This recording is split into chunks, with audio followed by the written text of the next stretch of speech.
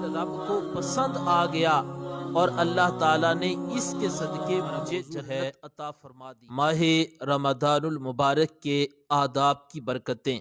معزز ناظرین، ماہ رمضان المبارک کا ادب و احترام کرنا یہ ہر مسلمان کے لیے ضروری ہے۔ جو بندہ ماہ رمضان المبارک کا ادب کرے، اس کا احترام کرے، تو یقیناً اس کو اس کا فائدہ دنیا میں بھی ہوتا ہے اور آخرت میں بھی ہوتا ہے۔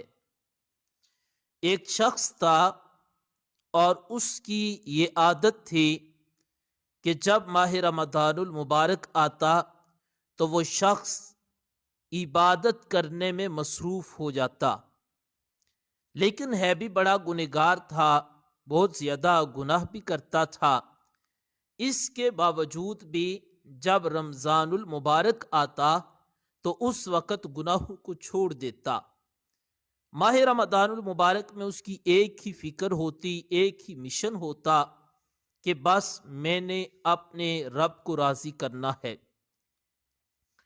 ماہ رمضان المبارک کا ادب و احترام کرنا ہے، اور ماہ رمضان المبارک میں نے زیادہ سے زیادہ عبادات کرنی ہے۔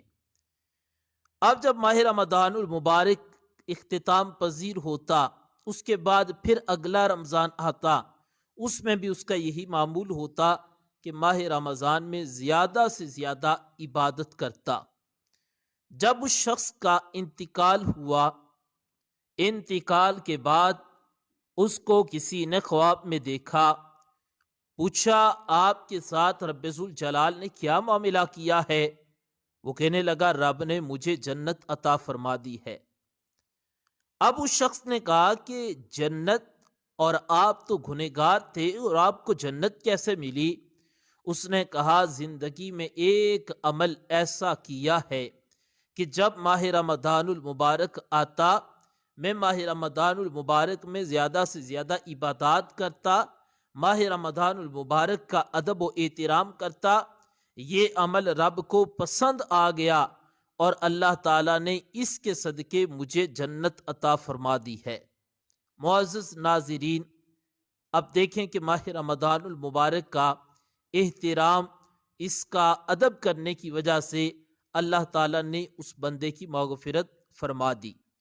آئیے ہم بھی کوشش کریں کہ ماہ رمضان المبارک میں زیادہ سے زیادہ عبادات کریں، اور اپنے اپنے گھروں میں اس بات کا اہتمام کریں۔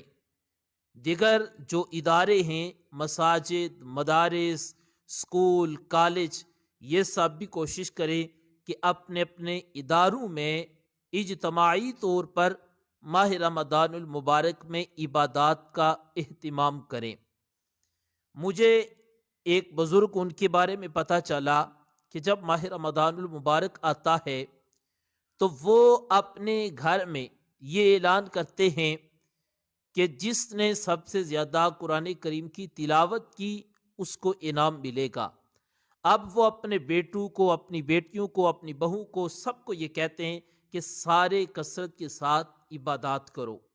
جس نے زیادہ عبادات کرنی ہے، جس نے زیادہ قرآن کریم کی تلاوت کرنی ہے، اس کو زیادہ انعام ملے گا۔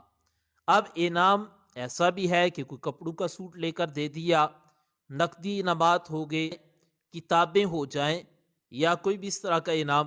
تو جب اولاد کے دل میں اس بات کا شوق پیدا کرنے کے لیے کہ جب بچوں کو بچپن میں ہی ایسا ان کے دلوں میں شوق پیدا کر دیں گے، ان کے دلوں میں ماہ رمضان المبارک کی محبت ڈالیں گے، اس کا احترام کرنے کا طریقہ کار انہیں ابھی سے بتلائیں گے، تو بعد میں یقیناً وہ ساری زندگی اس چیز پر عمل کریں گے۔ تو اب جب مجھے اس بارے میں پتہ چلا تو مجھے بہت خوشی ہوئی کہ دیکھیں ان کا یہ عمل کہ کتنا ماہ رمضان المبارک کے آنے پر وہ تیاریاں کرتے ہیں، وہ اپنی طرف سے کوششیں کرتے ہیں۔ تو یقیناً ایسے جو اعمال ہوتے ہیں، یہی اعمال انسان کی بخشش کا ذریعہ بن جاتے ہیں۔ اس لیے تمام حضرات یہ کوشش کریں، مساجد والے، مدارس والے، باقی احباب اپنے اپنے گھروں میں ماہ رمضان المبارک میں زیادہ سے زیادہ عبادات کرنے کی کوشش کریں، اولادوں کو ترغیب دلائیں، اپنے طلباء کو، طالبات کو ان کاموں کی طرف ان کی توجہ دلائیں، تاکہ ماہ رمضان المبارک میں وہ یہ عمل کریں گے تو یہ اعمال ان کی اور ہماری بخشش کا ذریعہ بنیں گے۔